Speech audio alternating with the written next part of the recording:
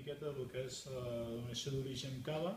Cava embarca el que seria tot el que seria Espanya, però bàsicament el 95% de la producció es fa a la franja de Sant Sadurní d'Anoia.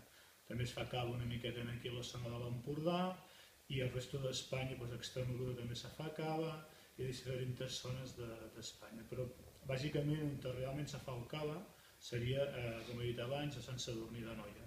Les varietats que es fan servir, les autòctones, seria el macabeu, xarel·lo i parellada. Serien les varietats més autòctones de cava.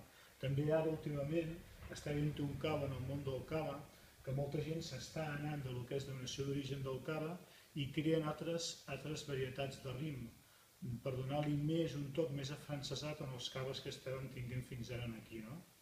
Trobarem marques que ja no són caves, com pot ser, per exemple, Raimar, que ha deixat de ser cava, perquè treballen varietats com Chardonnays i Pinot Noirs.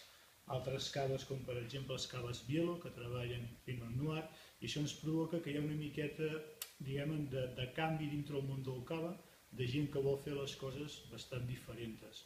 Podríem estar parlant molt de rato, de diferents coses, però bàsicament us faig un petit matís del que està avui en dia passant. Sobretot la que està fent un gran canvi seria la marca Raventós i Blanc. Raventós i Blanc està fent un canvi molt orientat cap a unes varietats totalment diferents del que és xarel·lo, macabeu i parellat.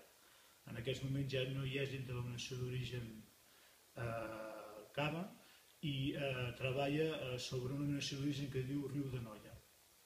I sobre aquests dies irem parlant sobre diferents tipus de cava o de cellers.